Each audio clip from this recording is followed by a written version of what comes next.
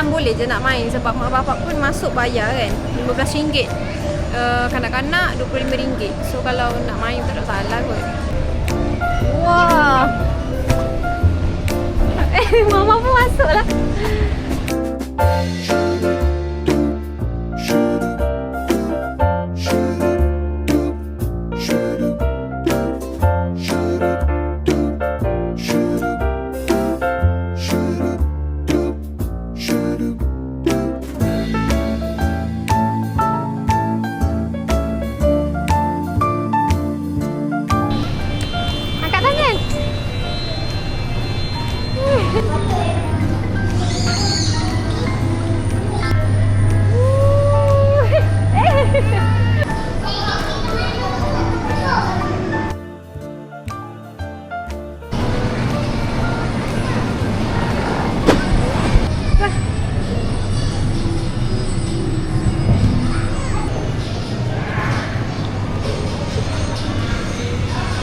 Yang bagusnya dekat sini, dia macam sentiasa kemas tau. Walaupun budak-budak main basikal kan letak merata-rata, ataupun ada budak keluarkan bola, dia akan pergi ambil sana.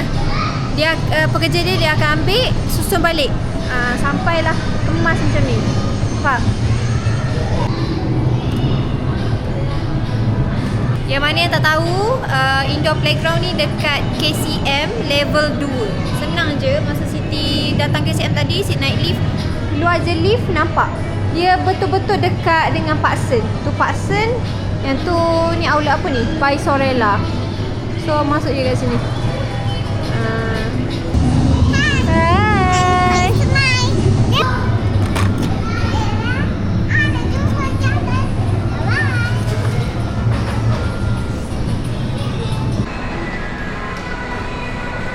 Okay, nak masuk ni kena bayar dulu berapa ringgit?